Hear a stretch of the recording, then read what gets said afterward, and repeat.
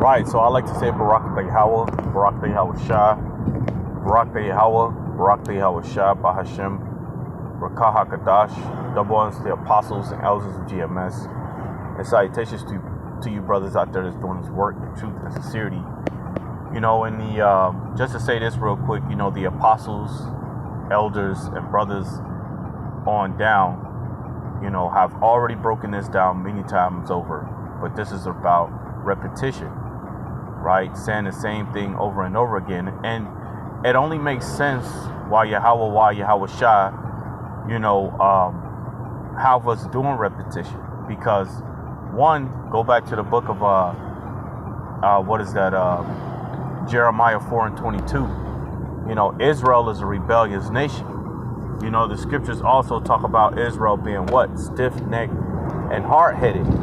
You know, and this is why repetition is very important in this truth. You know, because you have to drill this into Jacob's head. But ultimately, you know, we know that the elect is going to hear. We know that the 1/3 is going to hear because it's in their spirits to listen to the words of Yahweh Bahashem Yahweh Shah. You know, I believe that's John, I want to say 10:27, but I could be wrong. But the scriptures tell you that my sheep hear my voice. So the sheep is going to hear the voice of Yahweh Shah, right? And they're going to take heed to his words. And his words are what?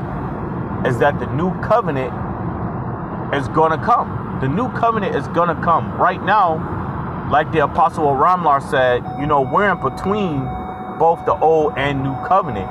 And then the new covenant is going to be fully implemented in the kingdom. Because as of right now, we still have to teach our people. We still have to teach them. We still have to teach them the true names, right? We still have to go over all these things unto our people. If that's not the case, then why are we still teaching our people who the name of the Lord is, who the name of the Father and the Son is?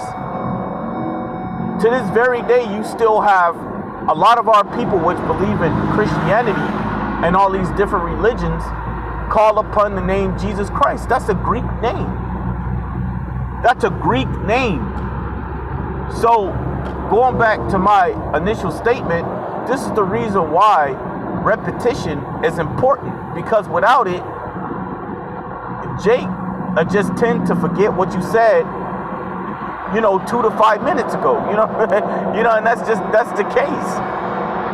But you know, you got guys out there teaching that we're already in a new covenant, and there's, you know, a few camps that's doing it, that's teaching that we're already in a new covenant, which it doesn't make sense, man. It doesn't make sense. Hey, the scriptures tell you that the law is going to be in our inward parts, right? Have you guys out there, right? Well, let's say this: a lot of you guys out there, right? You don't even keep, you know, the law, you know, rehearse the righteous acts as you should. A lot of you come up with excuses, right, of why not to keep the law, right, or the law is done away with like Christians. A lot of you catch teaching that. But the scriptures tell you in Judges 5:11 to rehearse the righteous acts. But are you doing that? You got guys that's teaching that we shouldn't even keep the Sabbath, the Passover, the Day of Atonement.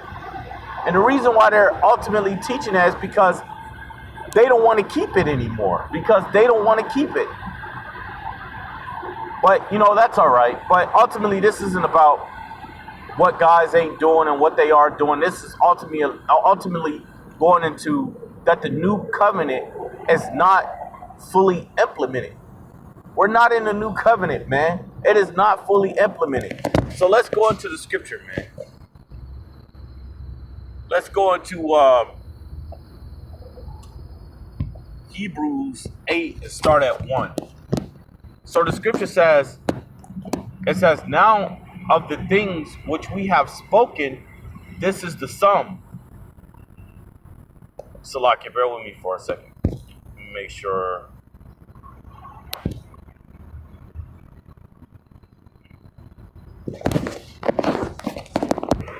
Salakia. It says, now of the things which we have spoken, this is the sum. We have such an high priest who is set on the right hand of the throne of the majesty in the heavens, a minister of the sanctuary and of the true tabernacle, which the Lord pitched and not men. Right? So one thing, this is of the Most High, Yahweh Shemiah Washai. This is not of men. What we do is not of men. This is of the Most High. Right? So everything being implemented is going to be implemented due to the fact of Isaiah 46. I believe that's Isaiah 46 and 10. For the end was declared from the beginning. So all these things are ordained to happen. All of these things are ordained to proceed. But the thing is that you got to have the understanding to know which prophecies came to pass and which prophecies has not come to pass. And that really will open up a lot of understanding if the Most High will it, right? So let's keep going.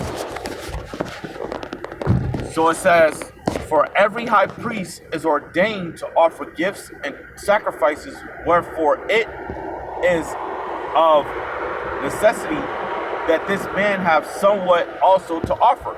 Hey, look what we're offering now. We're offering up our time. We're offering up our bodies to do this work.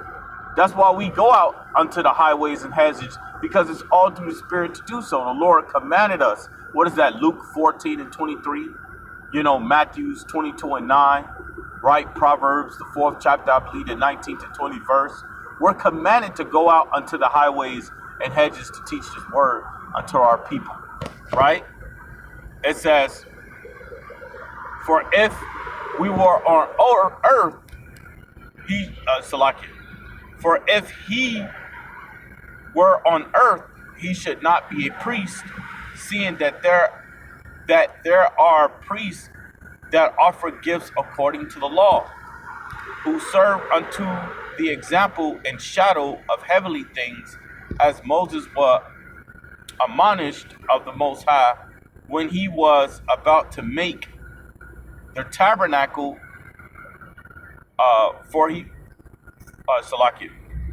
When he was about to make the tabernacle, for see, saith he, that thou make all things according to the pattern shown to thee in the mount.